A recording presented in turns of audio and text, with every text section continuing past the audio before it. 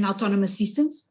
So as you know, I'm a researcher at the Center for Robotics and Autonomous Systems at INESC. And for me, it makes all sense. Can you see the common ground in all the fields that you talk about? Everything is, for me, it's engineering. So I will show you some images and some examples of my background, and you will see that we can engineer the sea, we can engineer, we can do engineer on Earth and even in space. So for me, this is the common ground. This was always my passion, engineering. This is my true passion. Right. Got it. That's really fascinating and a very unique approach to this whole thing. So I guess you have something to show our audience. Do you have something for us? Yes, I have. I hope you, I will try. I know that I speak very loud and I speak very fast, but it's just because I want to show you everything. And I want to show you a little bit of my background, not only my background, but I don't know if you can see my screen now. Okay. And hello, everyone that is live seeing us. Thank you so much for the opportunity to present our work, our vision on behalf of the International Institute for Astronautical Science team. My acknowledgements to Space India for the invitation. It is really an honor to be with you all and share the virtual floor once again with the amazing Dr. Aidyl Gonzalez that you will have the chance to hear. We are here to celebrate the World Space Week and the launch anniversary of Chandrayaan-1, but most important, to talk about the role of women in space industry. So I'm going to talk about Space for All Nations initiative, and specifically the work that has been done in Portugal for STEAM outreach and education, showing a geotech vision and a different perspective related with geosciences, geotechnologies, and robotics. You will see why I am so passionate about Project PoSSUM and the IIAS, because we are training and we are trying to qualify to be a scientist-astronaut, but at the same time, by doing our own research, doing science, we can contribute to education and outreach. This is my personal, of course, perspective. So my background, as you were talking about, is geotechnical engineering. I have a PhD in geosciences. Currently, my research is related with mapping underwater geological resources with robotics, and I'm developing a system tool for space-Earth interaction and validation. And I'm a researcher at the Center for Robotics and Autonomous Systems. I'm also a Scientist-Astronaut candidate under the scope of Project PoSSUM and the IIAS. And currently, I am the co-chair knowledge management of Space for All Nations. But all my life, as you can see here by these images, I have been a researcher at a young age. Since my young age, I always wanted to improve as a geo-professional, as a researcher, and in the end, to do science. But I also like to show you this passion for exploration. This is one of the driving forces in my life, exploring extreme environments. It is something that it is intrinsically linked to mankind, this passion for the unknown to explore. Do not forget that in the Portuguese past history and discoveries, there were several navigators, princes, and kings that were the driving force behind the Portuguese maritime exploration. So we are explorers by nature.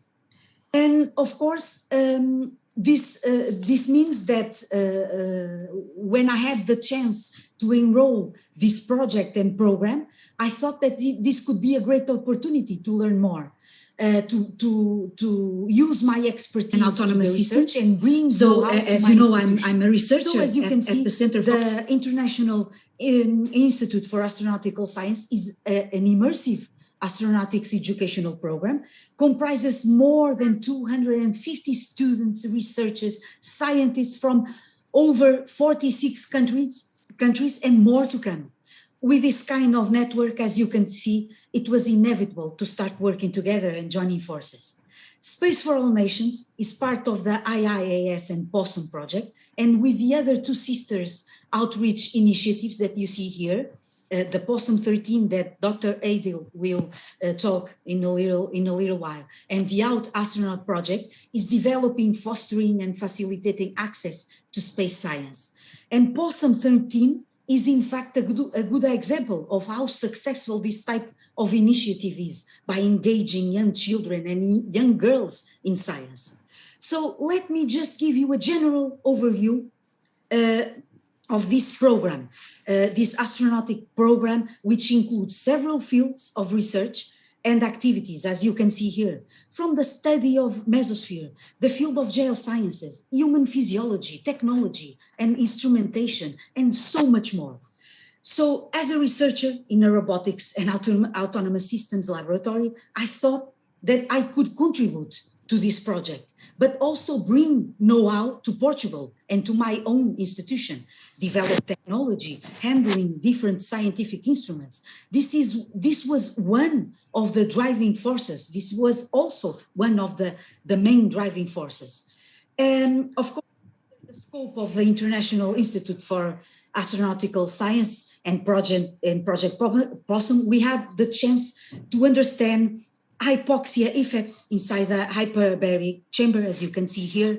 So the same trainings that astronauts do, we were able, by enrolling this project and program, we were able to experiment this kind of training, to wear a spacesuit, understand all the components involved and subcomponents involved, carry out trainings and suborbital flight simulations, to experience the G-forces in acrobatic flights, conducting several maneuvers, as you can see here, to experience these different types of G-forces.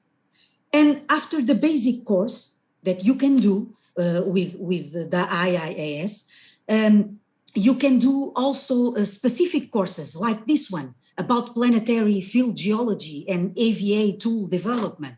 We had the chance to use different equipment, drones to acquire high resolution image, rebound values with Schmidt hammer, spectrometer, stereoscopic camera, and other tools that were developed by the researchers and participants during this specific course. This is another one specific course that you can take, Bio 103 course about microgravity spacesuit evaluation, where we also had the chance to conduct several experiments inside the Falcon 20 during this microgravity campaign, during this parabolic flight. So considering everything that you saw, the IIAS and PoSSUM community started to put their efforts in creating bridge between science, technology, engineering, arts, and mathematics education with space exploration towards the access of space for a wide nations and communities. So this vision is based in using space for good, conducting research, using outreach activities, engaging young girls and women and minorities in space science. And the work carried out under the scope of Space Nation will show how emerging space nations, like Portugal, for example, have a lot to offer, including the establishment of human presence in space. So the Portuguese vision that I'm going to show you is in line with this strategic framework of Space for All Nations. So this is the conceptual model, as you can see here. In this conceptual model, we have different lines of research, microgravity, engineering, space medicine, geosciences, technology and robotics. And of course, we try to be in line with the UN strategic objectives, education, outreach, science and research, but also involve to contribute and establish bridge partnerships, collaborations with different institutions and stakeholders. And the two lines that you see here underlined, geoscience, technology, and robotics, are the main areas of research of our work with Portugal. And that focus has helped to establish the Space Geo-Exploration Project. Here you can see the whole picture. Okay, I'm not going through the model, but I wanted to say you that we consider the core areas of interest. Underwater technologies, georobotics, mapping, and geovisualization, which can support space exploration, space mining, and engineering in extreme environments. So, as you can see, these are the key driving forces, the 5Gs: georesources, geology, geotechnics, geomechanics, and geotechnologies.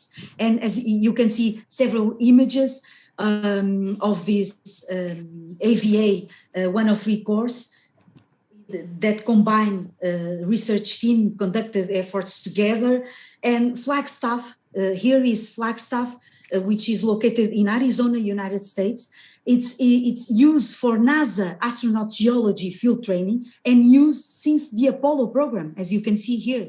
And I wanted to show you that each one of us, with our own expertise, for example, Dr. Aidyl, myself, Dr. Shona from space medicine, Dr. Aaron, a researcher of the MIT from physics. So with our own expertise and background, with our own research interests and work that we develop in our own institutions, we can contribute for this program and projects and initiatives. This is the case of Portugal. We focus our model of research, outreach, and education in these fields. I already showed you previously the microgravity campaign. This image showed the flight team number 3, the first all-woman flight in PoSSUM. The experiment and all the procedures, training, and much more were well featured in the TV news here in Portugal, in social media, disseminated in several conferences. And the experiment work also led to a scientific paper with my colleagues from Canada, from the United States, that was already accepted, and it is in press at the moment. So as you can see, this experiment related with planetary geology, I had the chance to take this experiment regarding the hardness of rocks in microgravity. And I was saying in the beginning that working in a robotics lab, on your left, you have some of our underwater autonomous vehicles that we use in our research, in our European projects. And on your right, we have Perseverance, which is a good example, a perfect example of space robotics. So for us, it is important engineering space and sea. It is also important this interaction and validation, space sea and space earth interaction. And I was saying in the beginning that there was a natural creation of bridges between different stakeholders. And the Portuguese technical researchers at INESC collaborate with expert researchers at IIAS to prepare future projects. Both IIAS and INESC house robotics labs and offer robotics courses. In the work that we developed at my Center of Robotics and Autonomous Systems is related with underwater technologies, autonomous navigation, long-term deployments, sensing and intervention, multiple platforms operations, but also 3D reconstruction, geovisualization, exploration of underwater geological resources. So we would like to show you some examples of how we use our own research for our STEAM activities carried out here in Portugal since the kindergarten, as you can see, 3-5 years old, first graders to secondary school and universities that include remote sessions, classes, interviews about gender equality to students. All the interventions are about challenging the limits of space and technology, the role of geotechnologies in the space exploration and space trainings. Other examples of STEAM activities included astronaut Nicole Stotz. She's the director of Space for Art Foundation Exploration Spacesuit Initiative. In our Pediatrics Cancer Award of Portuguese Oncology Institute of Porto. Numerous live and remote presentation sessions have been taken to secondary schools, as well cultural events for the public in general. And as you can see, of course, the creation of a legal framework for space activities in Portugal, we have for the first time a Portuguese space agency, Portugal Space. And as you can see, we have a lot of potential. Portugal is an emergent space nation. We have a lot of potential. This is just the beginning for us. We are building and writing our own story, our space story. And of course, Portugal Space, our own Portuguese agency, is entering a memorandum of understanding with the International Institute for Astronautical Sciences to work together, and with several Portuguese institutes to work together and to support scientific research, education, human resources exchange, development of technology, as you can see. So, and because we are living exciting times, I would like to show an example, because I feel that now space is for all, an example of a success story that inspires all. Rui Moura, also a researcher at IIAS and INESC, was the mentor and leader of this experiment related with planetary geology. And he and his students will be able to see, to have the opportunity to see their experiment fly next year in 2022 in the next Blue Origin mission. Imagine that.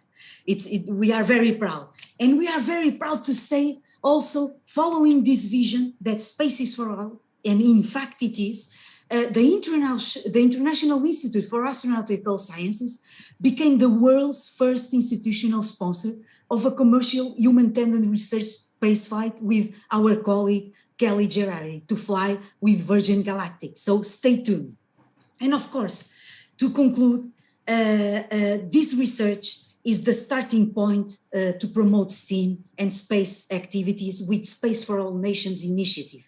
These are the preliminary results. The main results and outcome include, of course, we want to engage young students, in particular young girls and women, leverage the space ecosystem, instigate multi-interdisciplinary teams. As you saw in all these images, we have different backgrounds, different expertise, etc., showing that science is intrinsically connected with education and outreach. And of course, the strategic and priority of this initiative, Space for All Nations, also include expanding access to new communities, establish new partnership agreements each year, like we did here in Portugal, creating a replicable model to a lot of nations, emerging space nations, and articulate results and outcomes to inspire other emergent space nations to become involved.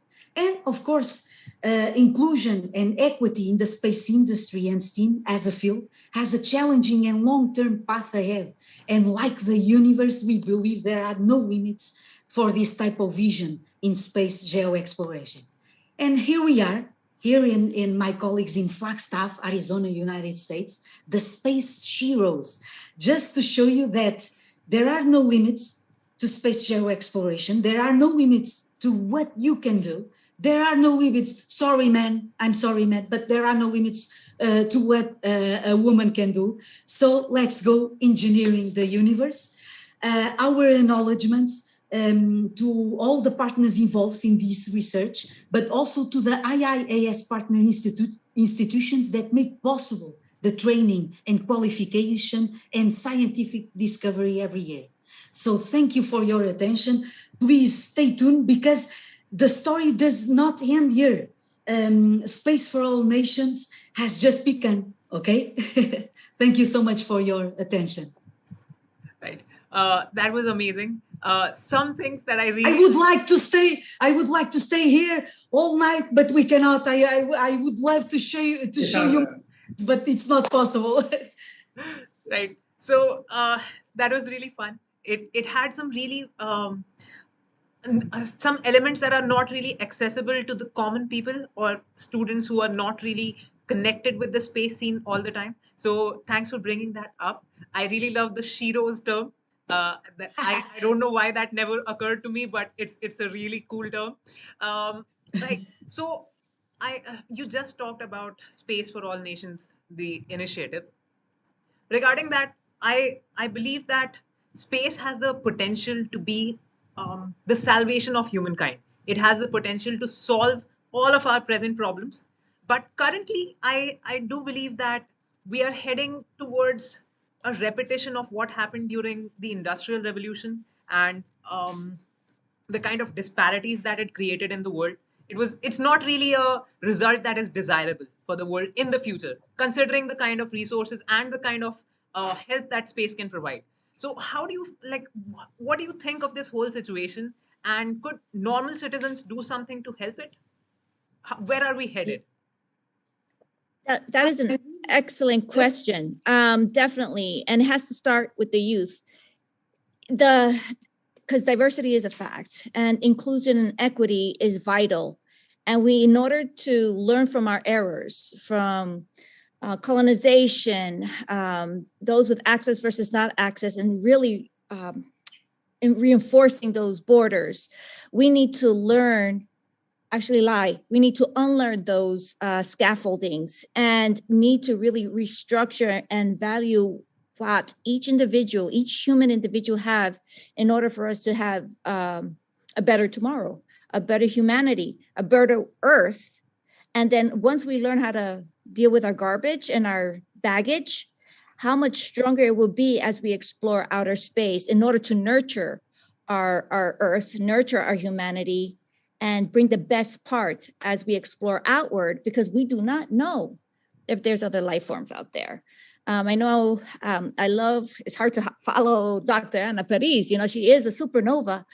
But what she said was vital. We have individuals with diverse backgrounds, not only culturally, religiously, even gender-wise, but also scientifically. So Ana is an engineer. We have medical physicians. I'm actually a molecular geneticist, developmental biologist. I'm the first one in my family not only to graduate high school, college, but also get a degree. And I'm from Puerto Rico, grew up in the South Bronx, and that accessibility was not there. So I had to really scrounge my way out. And in order to make sure that our future, as we do space habitation, we need to communicate first before we go out there. And it's wonderful. I have to admit that Dr. Prasad actually straightened me out a little bit, because I was like, it seems like there's the same individuals always reaching the stars first, and individuals who have money. And I'm like, we're all working hard to better humanity. And I like what he said. It's like somebody needs to pioneer it, which is great. But now we have to make sure everybody has the accessibility to actually make a positive impact for all of us. And it needs to start. I'm also, besides a scientist at IIAS and at Caltech, but I'm also a teacher. And the reason why I stay teaching, I could just stay in research, is to make sure that the STEM curriculum has multiculturalism, has the ability to understand the good and the bad of what happened throughout STEM history, and what can we do now? Because even though we have access and the ability to do amazing things, we have to do it ethically. So having through PoSSUM 13, especially, we have opportunities for individuals who do not have as much access as others. We do focus, highlight women, girls, and those who identify as females, girls, and to lift up, show them the opportunity, and provide the accessibility. And this representation of all these individuals around the world working together for a common goal, how mind-blowing is that? And the innovations from this diversity of cultures working together for a common goal is uncompared. Even scientifically proven that having different individuals working together from different cultures bring better innovation. This is Scott Page work, is uncomparable to the great minds that are just from one culture. It's just, I wanted to emphasize that we need to make sure that we have that community and have the justice behind it as well. I'm sorry I talk so much, but I wanted to just share that so badly. No, that That's makes totally fine, ma'am. Ma'am, I have a question. Yeah, please go ahead, Apu. no, it's up to you. Yeah, go ahead. Okay, so I have a question like regarding the same. Like we know that with the time, women's participation in space and science and STEM field in general is now increasing. So, what do you think? What is the best tool to assess the current gender imbalance in space science and technology, and how can participation of women be increased in space sector? How we can just really encourage it? Okay, I can show you exactly what PoSSUM 13 is doing to actually lift up and provide the opportunities so our young girls could actually see themselves as I'm up there. I can do that. I could see my mirror and I could see others doing it. So if I'm able to share my screen. Sure, go ahead. Okay, I just want to tag. So I'm going to share a couple of things. Sure, ma'am. So here is the PoSSUM 13 team. And our mission is we are women professionals who are top of our game in honoring the Mercury 13 from the United States, who were the first female astronaut candidates, but did not have the accessibility to space just because they were female. But Dr. Wally Funk was actually able to go this past summer to space. And our mission, I just wanted to show you our incredible team.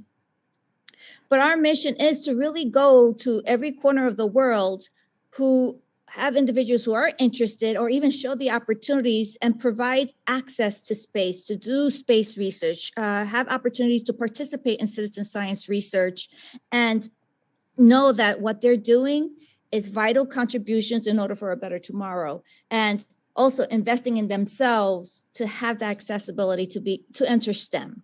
So we have these incredible 13 women, and we also have legacy as well, that one of our heart passion projects is to make sure we lift others up one way or another, because we have the access. So we want to share that accessibility. And one thing that students around the world, especially young girls, we actually have a competition out there. This is called a Space Impact Challenge. And this is through the school that I teach at, called the Belgrade Center of Innovative Leadership. And we have a space challenge for all our world changers out there.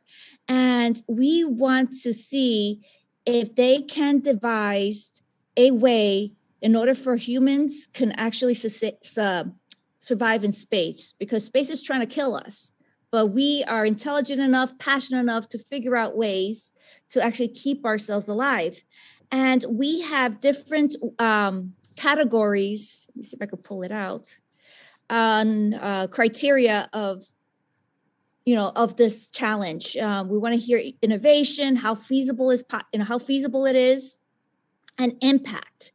And we also have guided questions, such as if you want to focus in design and engineering, you could focus on the spacesuit. You could actually focus on the habitat in space or on a planet such as Mars or the lunar habitat, as well as machine learning.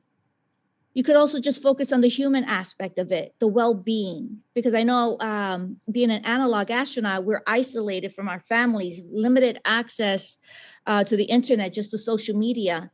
And that is something that humans are not made to do, to be in isolation and just stay away from family. We have wonderful colleagues working together, but it's a different relationship. How can humans adapt to that? Are there ways that we could help ease that situation, as well as our physical being? The whole world has Also, got a little taste of that in the past year and a half regarding the isolation. So now we can get what you're saying here. Yes. And then the accessibility to Wi-Fi, right? Not everyone had access to the internet.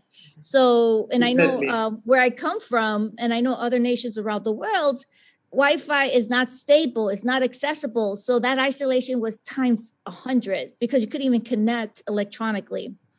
And the last thing, which touched upon your question about accessibility and justice in space, is the ethics behind it. And the inclusion. How may we reduce the environmental impact of space travel? How can we not make the same mistakes again? What can we ensure? How can we ensure that we have inclusivity as we do space exploration?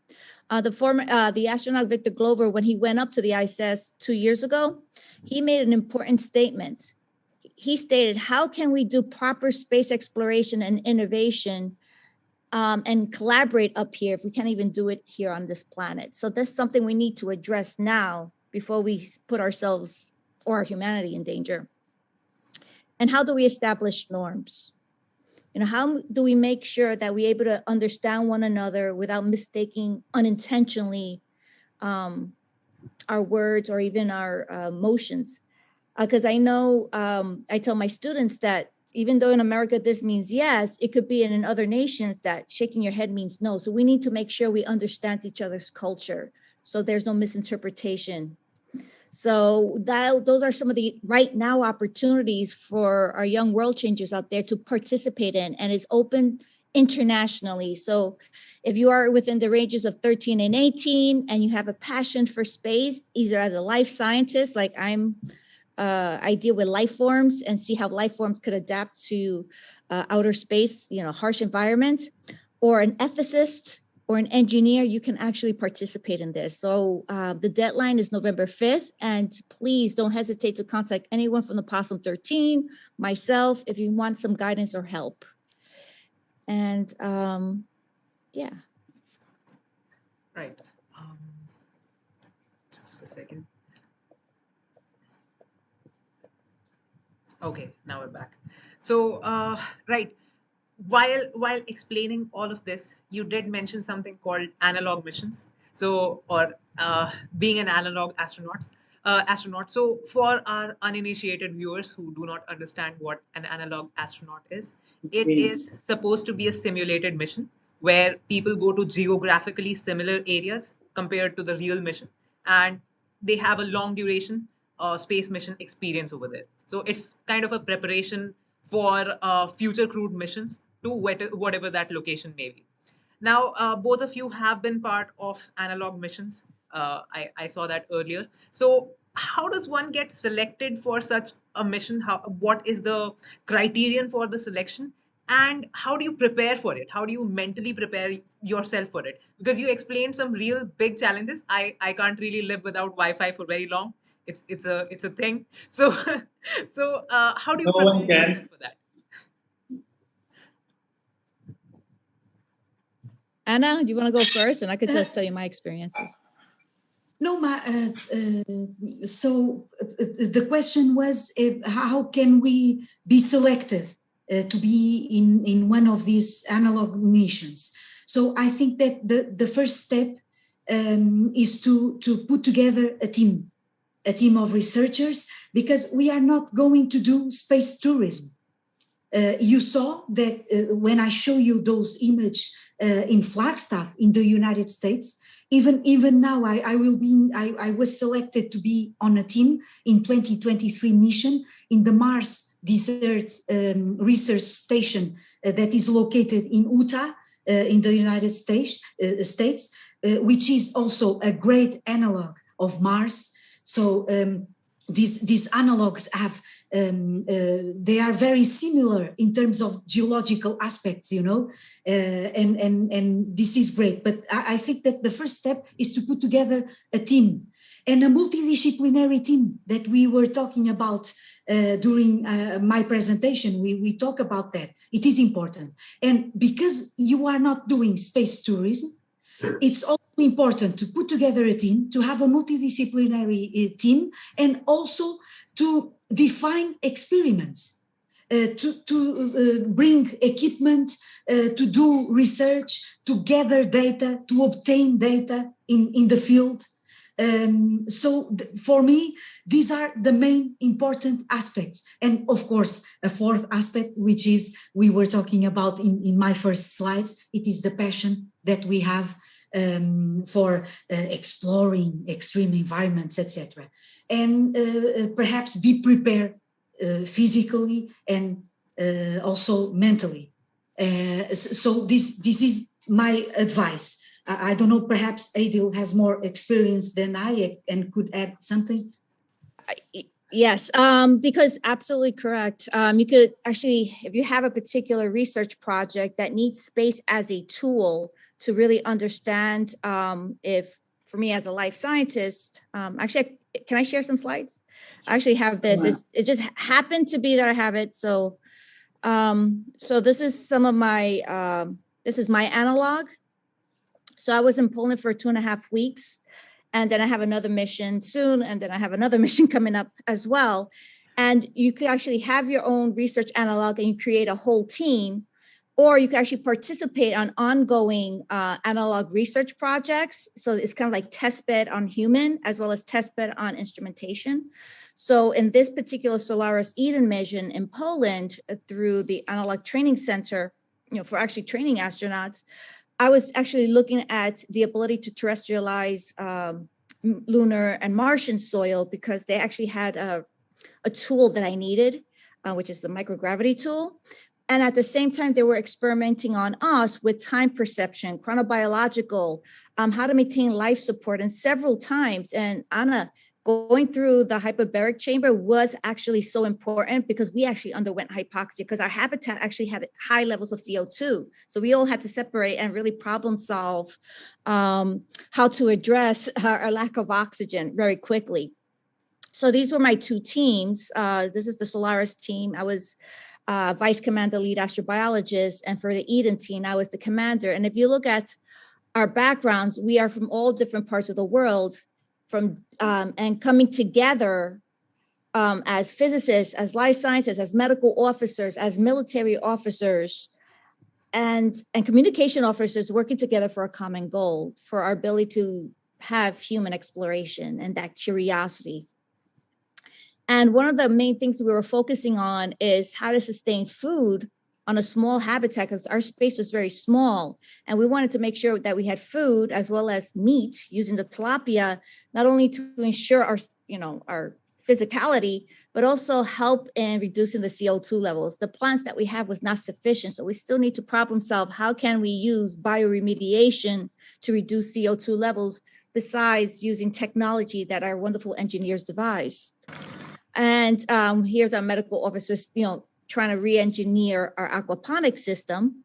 And at the same time as he was fixing that, I was using nematodes, different types of species of nematodes, to really see if I could convert Martian soil, lunar soil, into Earth terrestrialization soil so we could grow crops. So if the animals could grow in it and survive, and then they changed the chemistry of the soil that we can actually grow crops, that is a potentiality for us for survival in space. Thank you, Moxie. Perseverance was able to convert CO2 to O2 through electrolysis. So yay, we could survive for a good 10 minutes on Mars, but we got to eat something, right? Exactly. And this is actually through EVA 1 and 3 when we were in Arizona and going through similar training as the Apollo missions. And you saw Anna with her wonderful flag up there. I was able to go up there as well. And I was able to dig at the top of the crater and find life. So that could give us hope that even though things look barren in these planets, as we know now with the technology we have, we need to dig deep. So I found a worm, yay. And I just wanted to share that. And those are the animals. And these are some of the experiments that I did. And looking at the animals, so this is Earth-like sand, and you see the worms there.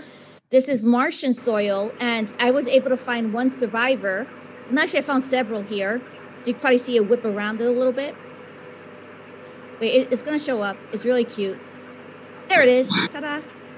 And lunar soil. So for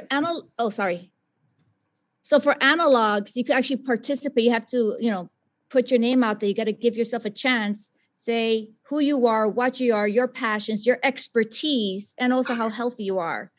But one thing you can never prepare for is the emotional component of it. We're social animals and we love our family and friends, and being placed in a new environment does take time to adapt.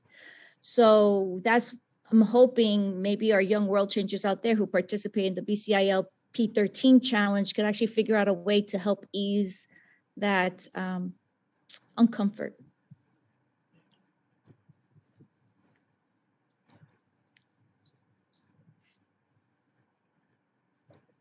Okay, so I got a lot of new information. This is stuff, again, as I said, some of these things are not really in public domain. I could probably never have looked at that presentation. So it's so amazing that I could actually see it right now. Right. You guys, as a part, again, it's a continuation of the previous thing. So for these analog missions, you were supposed to get training related to donning and doffing of spacesuits, right?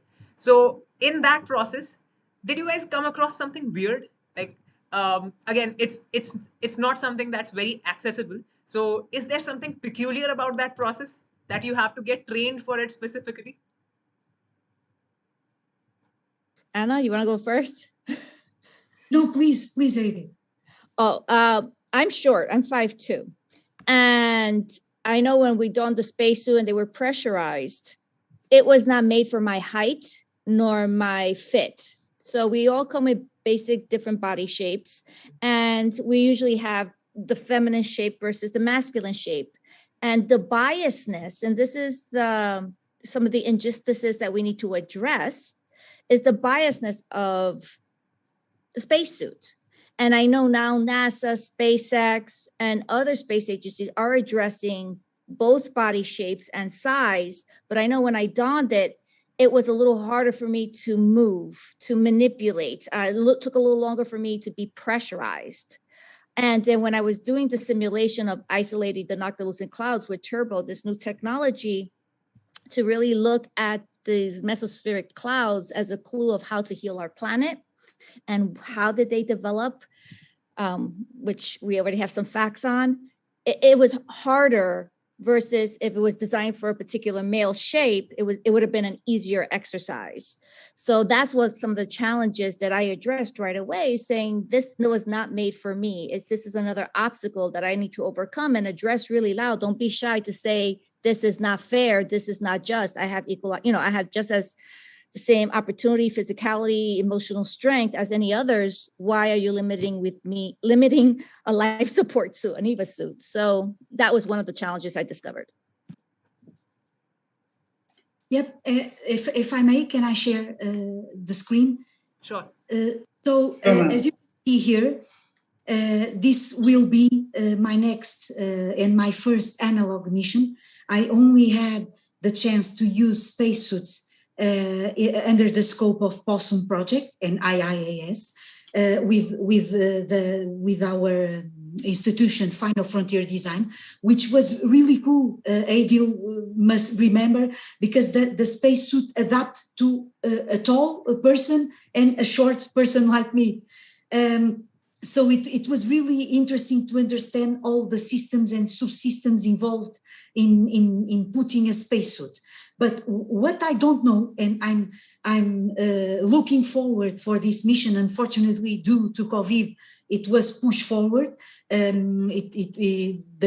mission was scheduled to 2022, but unfortunately, it has to move forward. But what I'm looking forward is to understand, as you can see in this picture, to wear in this extreme environment the spacesuit. And this is very interesting to understand the mobility, the hot, etc. You are pushing your limits, your own limits, and this is a challenge. And of course, you can see here the Mars Desert Research Station is amazing, and it's in terms of geology, it's a whole new planet. It's a whole new planet, and I'm looking forward. And also to let you know that this station has, for example, 2 observatories on campus.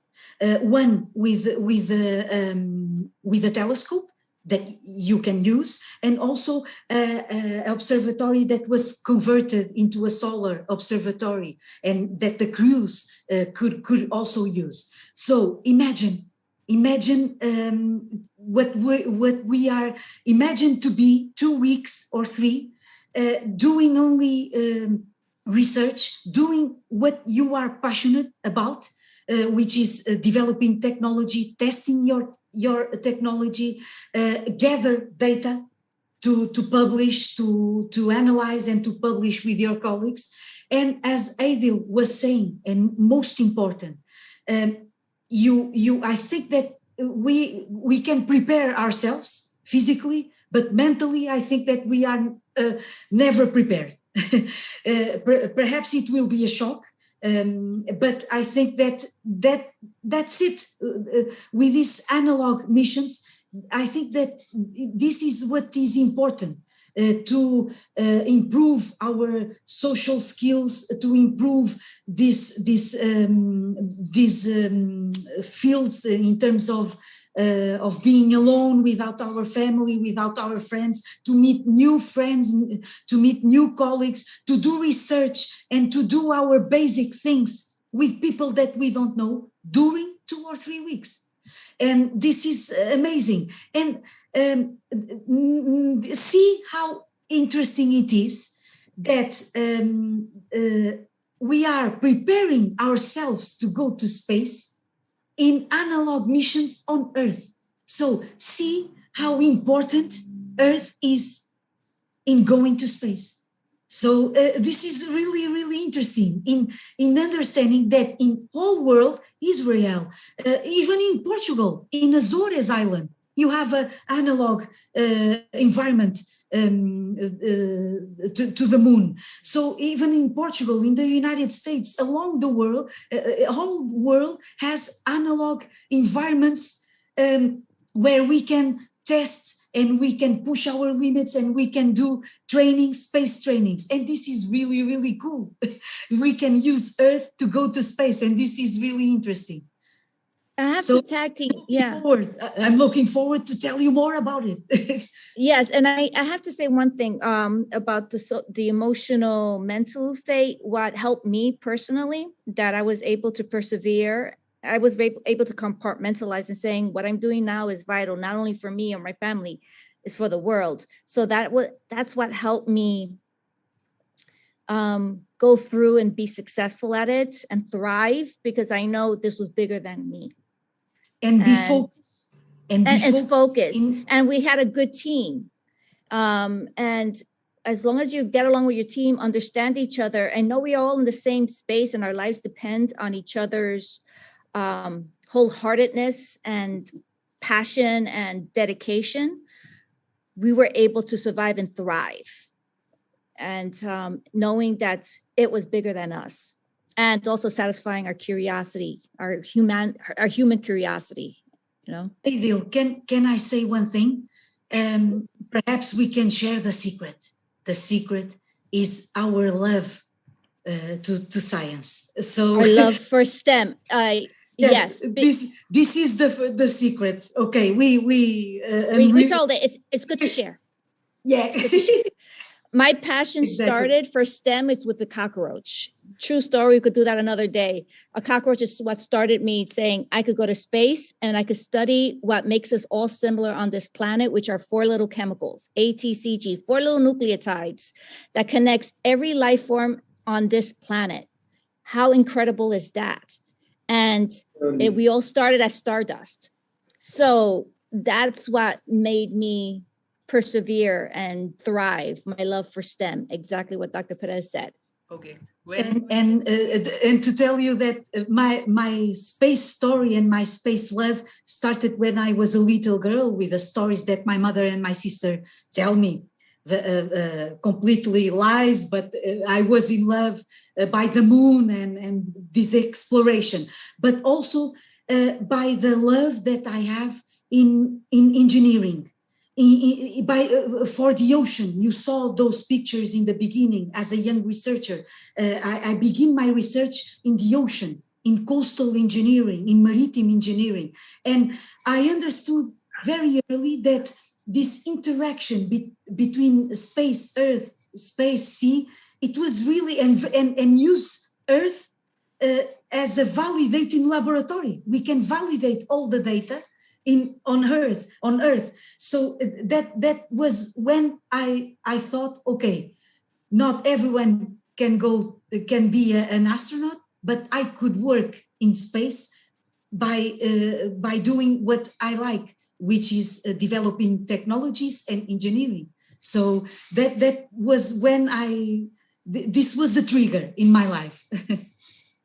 So like I have a question, like, so it's a question from one of our students, Sai Paleti from Delhi Public School, Bangalore North. So like he wanted to ask, like, what made you like so interested in astronomy and space sciences, and who inspired you to work in the field, in the same field? Like he wanted to know about this.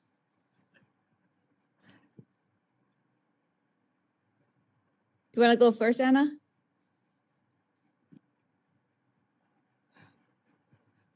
Sorry, I thought that you are going to answer.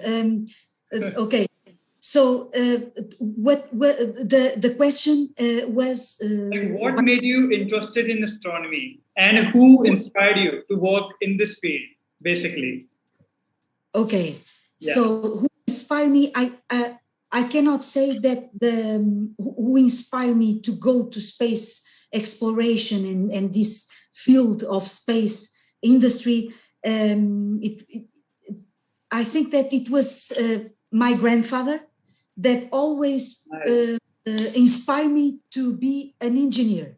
I don't know why. He wanted to have a grandson or a granddaughter that was an engineer.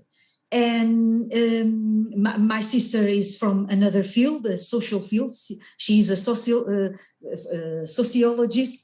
And my brother is also in another field, but I was the only one to follow this field of technology and engineering. And I think that my grandfather inspired me to follow all the steps, and all my path was because of him, to follow this field of technology and engineering. Mine was a little different. I didn't have all the access and the opportunity or even mentors or representation. So it was literally the cockroach who gave birth in my room, which helped me figure out DNA, that we all made up the same way. Sci-fi, especially X-Men comics and Star Trek. Star Trek especially because it made me understand that Lieutenant Uhura, Nichelle Nichols, she looks like my aunt.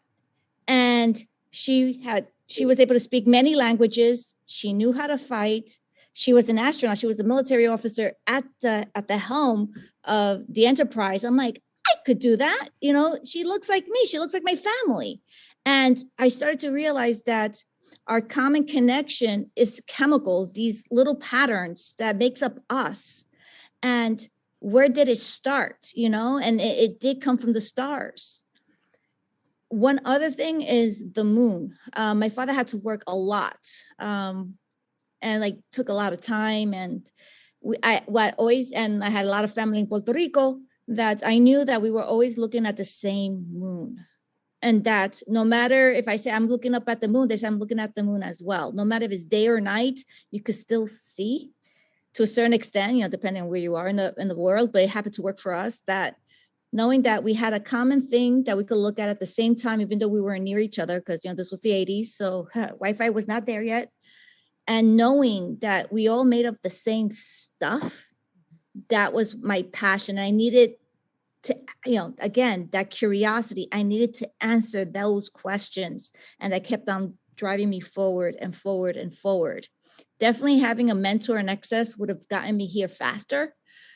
But knowing that's why one of my passion projects is to provide access, especially to areas that are underrepresented or don't have the same accessibility, because where you come from should limit you. Right. So when this day started, I did not really expect that origin story of a cockroach being the thing that got you in this field. That is totally unexpected. So considering what you've just said regarding Star Trek being a part of your inspiration, I have recently seen a picture of you with BB-8 as well. And in a previous interview, I heard that you were really into Comic-Con and cosplaying and all. So do you have something space themed planned for the upcoming Halloween? Yes. But this is like old school. So there's two. First, definitely I had to go honor some old campy 70s Batman. So I was going to be Batgirl. But then at the same time, again, I'm giving my age. I don't know, anyone heard Land of the Lost Lee Stacks? So my true yep, you see, I'm going old school here. Or so many years ago, there was a series of shows with puppets, and one of those puppet shows was dealing with, think about it, dinosaurs were real monsters, and there were lizard people involved. And one of the lizards, it was called Enoch, I was just like all on it. So Enoch was actually an ancestor of all the current slee stacks in the world that Land of the Lost was in. So I'm passionate towards, it's hard to make, but I'm still fixing that costume up, the golden slee stack, because it shows that even though you start with intelligence, if we're not mindful and careful of what we have now, we can regress. So those are two costumes I'm going to be playing around with this Halloween season. I think it's the same thing that has got like a modern remake with Will Ferrell in it. Yes. That's the one. Yeah. So that's like, again, we are getting such obscure origin stories today. Right. I have one more question for Anna. And this is coming from an engineer to an engineer. My background is also related to engineering. So I saw that you had your studies were related to GIS and geo-resources, geotechnics. So this field, in accordance with or in association with space science, is something that is practically essential for our survival today. We won't be able to keep our world population fed if we don't have this data that we are getting from space science and GIS in combination. So as a futurist, again, where do you think this is headed? Is something new coming up in this whole sector? Yes, I really think that there are so many fields of action and so many fields of activity where the young girls and young women that could hear us, we all hear the inspiration story of Dr. Aidyl Gonzalez. It's really an inspiration. I hope that young girls and women are listening and don't be afraid of science. Don't be afraid of mathematics. Don't be afraid of technology and engineering. And I really believe not everyone has this perspective. I really believe that by developing technology for space, we can solve problems on Earth. And the other way around. By developing, for example, you saw in the videos that I show you that robots, underwater robots that explore old flooded mines, or in the ocean, they could explore the ocean. So by developing this kind of technology to explore the ocean, to explore the sea, to explore underwater environments, we are talking about, once again, a common area. We are talking about extreme environments. And by developing these technologies, by doing our research in engineering in these areas, we can probably solve some problems by when we are thinking developing space technologies and space robotics. So I think, I don't know if I answer your question, but I really believe that I really believe in this perspective. I think that we are seeing a democratization of space. I don't know if I pronunciate well. Okay. We are seeing a democratization of space. This is really important for people like Dr. Aidyl Gonzalez, for people like me. I'm a citizen. You are a citizen, and when I see one of our colleagues fly in the SpaceX mission Inspiration 4, one of our colleagues had the chance to fly. Another girl, a young girl that also had the chance to fly with two men. I believe that really space is for all, and that our generation and the young boys and young girls will live a different kind of space exploration that our fathers and grandfathers lived 50 years ago. I think that now a young girl and a young boy can see that, okay, I could really be an astronaut one day. It's not only in my generation, I have 40 years old, and my generation is a generation that all my life I saw someone on space. All my life I see space exploration happening, robotics, men on the moon, etc. But I always thought, my generation thought, that it would be very difficult to go to space. And I know I'm not talking about to have money to win the lottery, to have money to buy a ticket and go to space. I'm not talking about space tourism.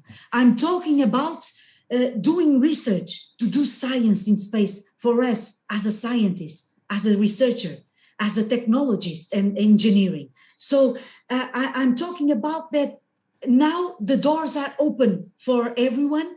And I think that the young generation are living these days and are living these missions and are living these days of space exploration differently. And knowing that each one of them could be one day, can go one day to space and see the moon and go to the moon or Mars. Well said, Anna. I just wanted to make sure that we use the most inclusive language as possible. It's genderless to go to space.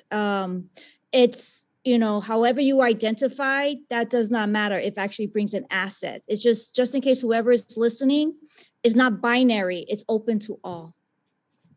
Okay. And I have a very general question to both of you. Like, both of you are certified divers. And is this a connection to space, or is it a prerequisite to be at PoSSUM? For the girls, basically. Can you repeat the question, please? Like, both of you are certified divers, right? So is there a connection? Certified? Divers. Scuba diving. Scuba divers. Oh, yeah. Yes, sorry. I'm so sorry. Yeah. It's okay, ma'am. So is there a connection to space, or is it also a kind of prerequisite to be at PoSSUM? No, it's not. It's not it's not a requisite. It's not a requirement. The IIAS and Project PoSSUM, they only advise us to have the scuba diving course.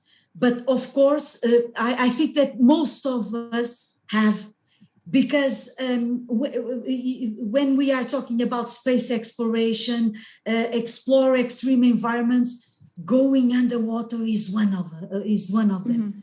And being underwater, diving, being 30 meters of depth and diving and see, it's almost like being in another planet. But of course, we are on Earth, and Earth is so beautiful that allow us to be almost in another planet with our Aidyl. Gonzalez must like this, seeing all the specimens and the water. And it's so cool to watch closely and to have this experience. But it's not a requirement, but it's good to have. The PoSSUM advises to have. Yeah. Yeah, because I know that even for the astronaut, at least for NASA astronauts, they want to see if you have it. But I really do recommend it. The reason why is very humbling. Besides the beauty, you're in a suit that is pressurized for your survival, because once you take that off, sea is trying to kill you. Yeah. So it's very humbling, and it keeps you mindful on every action that you are doing and the importance of communication. So think about it, in scuba diving, when you're going through the training, you're establishing a norm, a communication norm and a cultural norm. Because once you're down there, we lose our ability to speak. So we need to make sure, yes, no, look, direction. So we need to be mindful of what we're doing and helping each other out. Because if we lose one person, that could actually hurt your own life. So it's a very humbling and a good practical experience, just not to become an astronaut, just to be a human being. So it's like being in space, but lighter, like space light. It's kind of like that. Yeah, but you feel another type of feelings, the pressure. You need to compensate the pressure. You have to. You are not. Of course, you can relax and watch the beautiful underwater environment, but you have to be in mind the risk. You have to be aware of the risk that you are, and this is a good thing to understand the risk, how to assess the problems, how to solve the problems that you have underwater. And this is good for you, and of course can prepare you, for example, to be inside the hyperbaric chamber. For example, this is a good training to be inside of some of the exercises that we do under the scope of IIAS program. But absolutely, it's an experience that I wish I had more time, but right. So again, I have something that again relates to me a little bit, because just like Dr. Gonzalez, we are also working in the field of science popularization and science education. So recently, I heard that you had a sustainable classroom program going on where you grew stuff and you could sustain yourself for 3 or 4 days. So do you have something similar, or maybe in a different way, that is so innovative in approach, just like that sustainable classroom program? Do you have some new stuff going on like that? Education front. In the education front, yes. So right now, I'm trying. Okay, might as well, because it's already launched. I'm working with MIT, with WOA, the Women of Aeronautics and Astronautical Engineering. And her name is Sabrina Khan. And we just launched a citizen science project that we want from K to infinity to participate in, to really help really understand our planet, as well as politics. Is it intentional oppression going on or not? So I would gladly share. I'm just needing to finish a little couple of things with her. Looking at soil, looking at the chemistry of the soil, knowing the environment where the student isolate their cache, the soil sample, and looking at the materials around. So for example, if a park is intended to bring comfort and joy to a child, if at least I could only speak in the United States, if you look at an inner city park versus an upper scale park, the intentions are the same. The devices present are the same, but if you look at the soil quality, the atmosphere is all different. Why is that? Mm-hmm. So definitely we could look at the biological and the chemistry that is involved in that. But then we want to see if there's a trend nationally and internationally, if there is redlining. I don't know if redlining is a universal term, but basically it means we want to keep the great areas great, and while just keep the individuals that don't have access or the socioeconomic means, who cares? Let's just give them the bad stuff. So that's what's called redlining here. So we want to demonstrate that and collect the data within a database. And then students can have access, and educators, and say, wow, there is a trend going out there. There's a commonality politically. But if you look at the data of, what's happening with our soil and an environment, what can we do to save it? Once we understand the cause of losing our environment, our life support, what can we do? This is when you want the fresh minds that haven't been on this planet yet to have a fresh point of view, that they could communicate to each other and say, maybe we can create, or maybe we could create a bioremediation machine, or maybe we can, and the international collaboration begins. Because it doesn't matter what type of education you have. I really don't. College is great, yay. But if you have that passion and that drive to learn and grow and make mistakes and and reiterate. You could find the answer. And especially if you have other people with that same passion working together, like there's so much hope and potential. I had students that I worked with that we actually created a bioremediation machine to reduce the methane levels in the oceans. And these 3 incredible world changers that I worked with since they were freshmen, they were 13 years old, and now they're in college, sophomore in college. We worked for 3.5 years to make this happen, and it's successful. We published it. And now we're trying to patent it, and they're actually continuing their research on in their own colleges. And they started in high school. They won ISEF, they won the science fair, but they did this not because of going to college. They did this because they wanted to save the planet, and they knew they had the tools to do it. So the thing with the parks and the chemical analysis, the surrounding analysis of that, it's so subtle, it might as well be invisible. It's truly so it's so subsurface that you have to really look at it to even detect that it's there. So that's a really interesting project. And elementary to beyond, if you go to a basic classroom, or if you open up your cabinets, you can actually create a pH meter. You can create, so once I finish, because I'm hoping to launch the rest out next week, that's in your own home. You can actually have the tools to participate in the science. And if you don't have it, we will supply it. Because we are sending kits out, and just help together, we can help, So now we have a question from one of our students again. So she's Aditi Thakur from iAstronomer, and she wanted to know how to use pollution control technology with space technology and use of space tech in the field of agriculture. How we can just use it. Just 1 second. I would like to point out that iAstronomer here, I don't think you guys are aware. Space India runs an astronomy club where students get together every week and we discuss stuff related to astronomy, space science. So these are students from that group. Right. Perhaps you can answer this one, Aidyl. I'm not familiar with agriculture. It's not my field of interest and research. So agriculture, okay. So if I understood the question correctly, is how to apply, if I just sum it up, how to apply agricultural knowledge from... Yeah, so the question was how to use the pollution control technology with space technology and the use of space tech in the field of agriculture. How we can use the space tech in the field of agriculture, basically. Definitely. Remember, this big biosphere is a big, aquaponic system or hydroponic system. And if we are able to use innovation, space technology, and knowing how to cultivate carbon life forms of this planet somewhere else, we can sustain ourselves.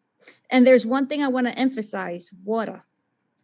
And it has been a big theme over the last couple of months here. If we are able to use water properly with the plants that we have on this planet, remember, the water that we have is not only to sustain our life, it's knowledge, but it's also our breath. And the agriculture that we do on this planet, everything that you do, you actually supplying lungs for this planet so we can breathe. And if we could apply that respect of that phenomena of how water is essential for us as carbon life to sustain ourselves, and take that technology and knowledge and even innovate it more, the potentiality for us to even thrive in other areas while not interfering with other life is phenomenal. But that's the one thing. If you know how to use photosynthesis, no photosystem 2, if you want to get very specific, and how to utilize photons to break that water, to release that oxygen so we could breathe. And at the same time, those protons are going to be used to basically make sugars for that plant. Forget about. You have solved some major issues there. Okay. Right. We have discussed diving for a little bit a few minutes back. Humanity is about to dive into something headfirst in the upcoming years. We are about to go to the moon again. We are thinking of going to the moon again with the Artemis program. And this time there are plans to make it more equitable, having a woman go to the moon, land on the moon, having a person of color land on the moon. So how does that make you feel? Like, how do you feel about that? And are you hopeful for a more diverse future of space with that? You see me, I'm excited for that. I'm sorry, Anna, but it's Of course, exciting. don't worry. I will answer. Of course, Dr. Aidyl Gonzalez is so excited that she has to fly to another planet now. And just to let you know that, of course, we are all excited. In particular, because I think that this is a new era of Artemis will begin a new era in moon exploration. We are talking about a more geo perspective. I think that everyone is exploring and developing techniques for geo exploration, for the development of geo robotics, etc., because we will need that knowledge. And we will need that knowledge because NASA is talking about building base camps, establishing base camps. And how are we going to do that? We have to do that by studying the geological resources, by using the in situ resources utilization, which is a concept very interesting. We have to use the resources available on the moon. So I think that the geo perspective this time in this mission will be there. And from my side, I'm very excited to see the next steps, of course, and to be alive. My generation is alive to see for the first time someone walking again. For me, it will be the first time, but walking again on the moon. Hopefully, a woman. Don't you agree? Yes. And just one piece of information that speaking of the moon, I would like to also remind that today is also the launch anniversary of India's ambitious mission to the moon, Chandrayaan-1. And one of the main achievement of the moon of this mission was the discovery of the presence of water. And it is actually a major breakthrough that would change the face of lunar exploration in future, basically because NASA and other space agencies, they are just trying to put man on the moon again. And for the human settlement, it's a great achievement for our side. Congratulations, and see. Thank you. Today we are feeling and experience the real essence of space for all nations. Yeah. I'm from Portugal, an emergent space nation. You're from India.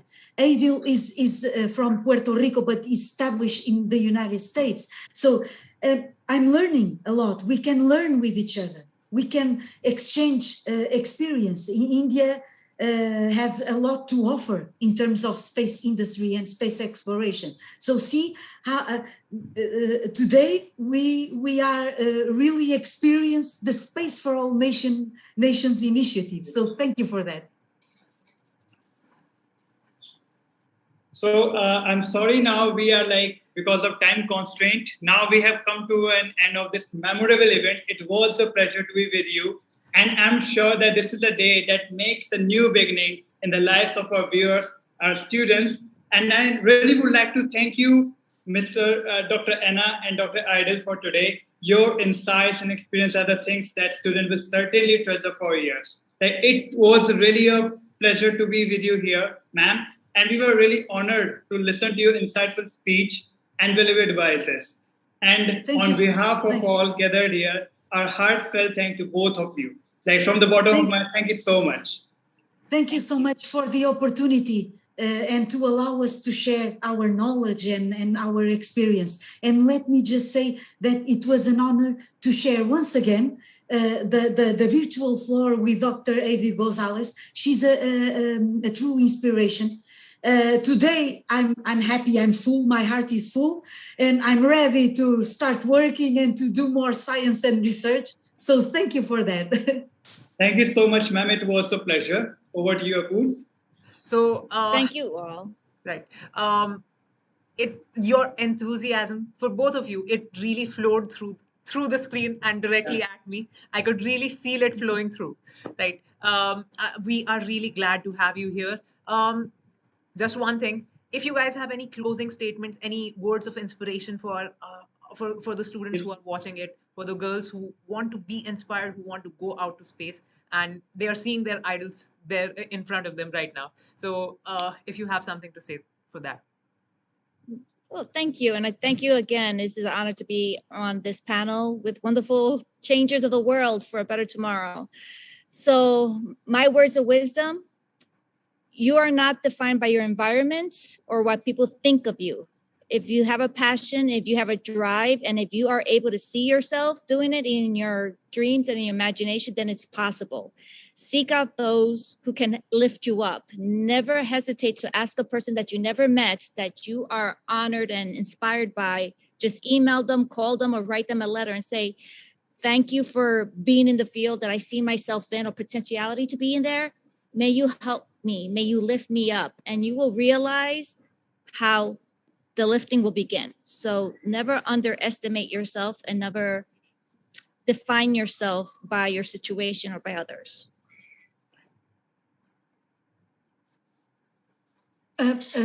So this is my feeling every day. Please don't let fear. You have to overcome your fears, to push your limits and to follow your true passion. Like Dr. Aidyl was saying, please identify which are your driving forces, could be more than one, and follow that passion until the end without fears. And don't let the fear stop doing what you would like to do. This is my goal in life, to push the limits, never stop doing what I like. And to the young girls that are listening today, please don't be afraid of science. Don't be afraid of mathematics and engineering and technology. Go ahead and reach out. Dr. Aidyl and I already share our links and the websites. Please reach out if you need something from Project PoSSUM and the International Institute for Astronautical Sciences. We will be there to help you. All the links provided by our panelists will be available to our viewers in the description box. So please do make sure to check it out and you'll find it there. Okay, so right, over to you, sir. So here me and Nupur signing off for today. Thank you for your attention, and thank you to Dr. Aidyl and Dr. Anna for being with us today. It was really a pleasure to be with you. It was such a nice experience. Thank you so much. Welcome, Thank you. Thank Take care. Thank you. Bye-bye. You too, ma'am.